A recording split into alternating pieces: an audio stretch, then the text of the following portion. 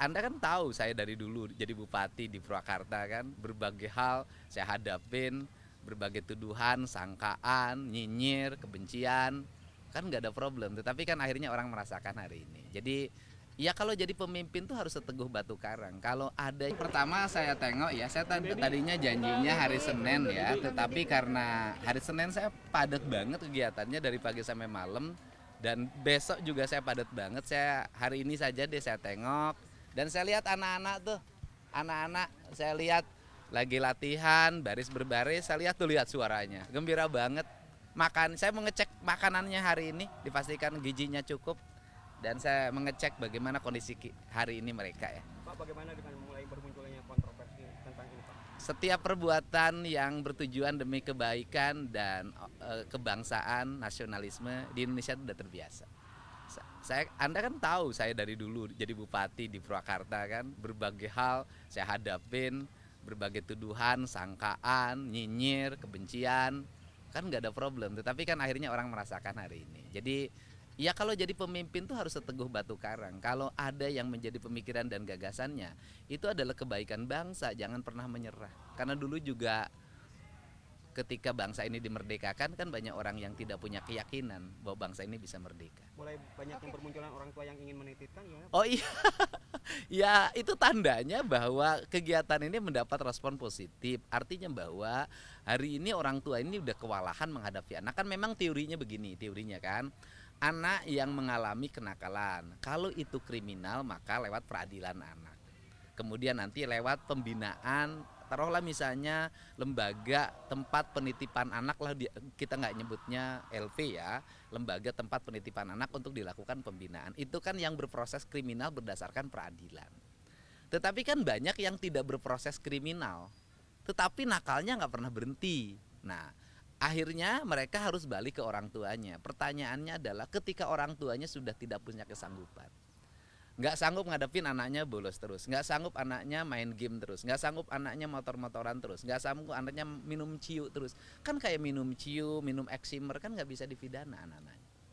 Kan itu. Nah, ini kan harus ada orang yang menangani ya. Saya termasuk dan Pak Bupati Purwakarta dan bupati-bupati lain, wali kota seluruh Jawa Barat hari ini sudah mempersiapkan sanggup menangani dengan bekerja sama dengan TNI. Nah, bicara persoalan TNI itu kan mendidik anak-anak itu bukan baru. Paskibraka itu dididik oleh TNI. Paskibraka loh. Nah, kemudian ada SMA namanya SMA Taruna Nusantara yang melahirkan orang-orang hebat.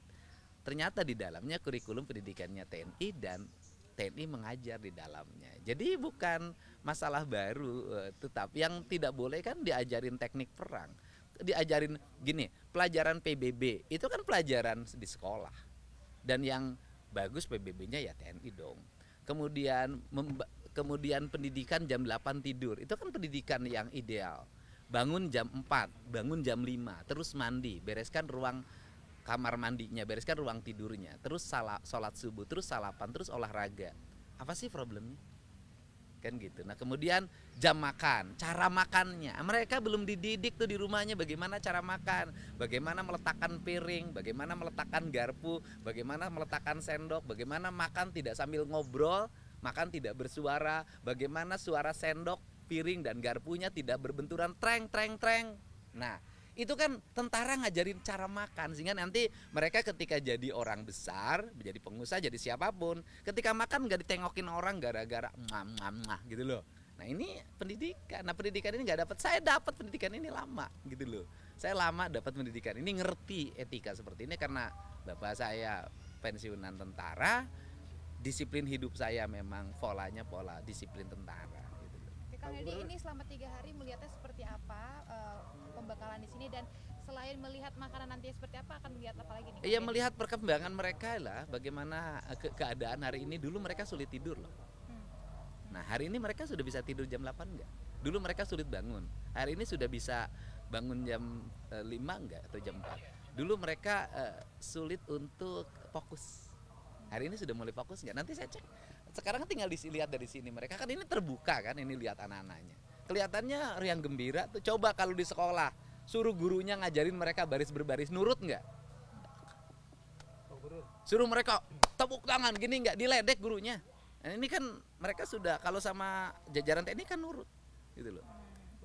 Tindak lanjut daripada SMP nih sekarang, apa persiapan untuk sekolah yang lainnya? Iya, kan satu SMP ya, SMA sudah mulai kan di Rindam hari ini, sudah mulai SMA, dan nanti di setiap kabupaten kota ada jenjang untuk SMP dan SMA.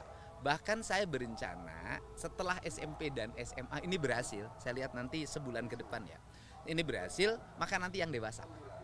Yang suka nongkrong-nongkrong di perempatan, mabok-mabok, tawuran, yang susah diproses pidananya karena tindak pidananya ringan.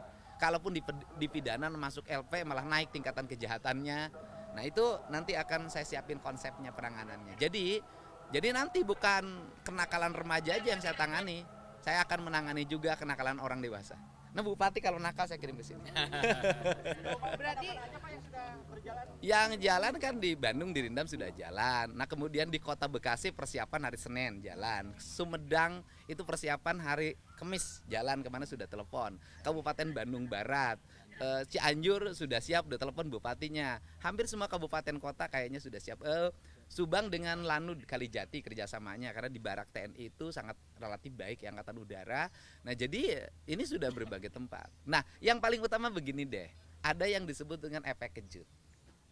Nah isu anak-anak yang nakal dibawa ke barak TNI itu memberikan efek kejut pada anak-anak yang biasa nakal, yang belum dijaring. Coba lihat tempat nongkrong udah bersih sekarang. Anak-anak yang biasa bolos sekolah sudah nggak ada. Di Indonesia ini, satu orang Indonesia itu belum sampai kesadaran takut. Nah sekarang tuh sudah ada rasa takut, akhirnya yang bolos nggak jadi. Saya dapat WA ya, yang bukan orang Jawa Barat, orang Jawa Timur. Dia cerita begini, bahwa anaknya itu biasanya susah banget bangun, susah banget berangkat sekolah.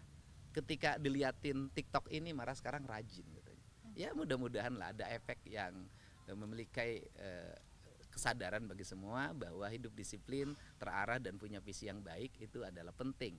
Nah nanti saya juga akan mengarahkan anak-anak SMA yang kelas 3 yang baik-baik, yang punya orientasi kerja. Itu kan saya mau bikin pelatihan pekerjaan ya. Nanti misalnya mereka ke industri, misalnya di BYD.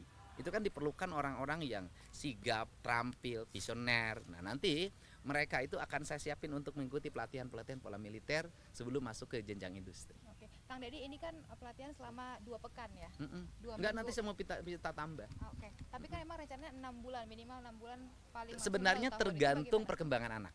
Oke. Kalau anaknya mengalami pertumbuhan dan perkembangan baik, 1 bulan bisa pulang, Oke. 2 bulan bisa pulang. Tergantung pertumbuhannya, kan kuliah tergantung juga kemampuannya. Gitu. Tapi yang saya khawatirkan cuma satu, mereka nggak mau pulang. Betah, makannya enak, katanya hidupnya teratur, kan gitu. Ada Loh. review seperti itu dari peserta didik Kang Lihat Dedi? aja kemungkinan begitu terjadi. Kayak gini deh, kita ini ngalamin. Kita pernah kemah waktu muda. Waktu pertama masuk tenda, nangis. Karena nggak ditinggalin sama bapak ibu yang nganter. Saya kan ngalamin waktu SD, SMP. Kemudian waktu SMA kelas 1 saya kos di tempat lain. Waktu dianterin ibu saya nangis. Malamnya nggak bisa tidur, 3 hari. Tapi setelah sebulan nggak mau pulang karena betah di tempat kos. Ya biasalah hidup begitu. Ya. Siap, Kang. Terima kasih.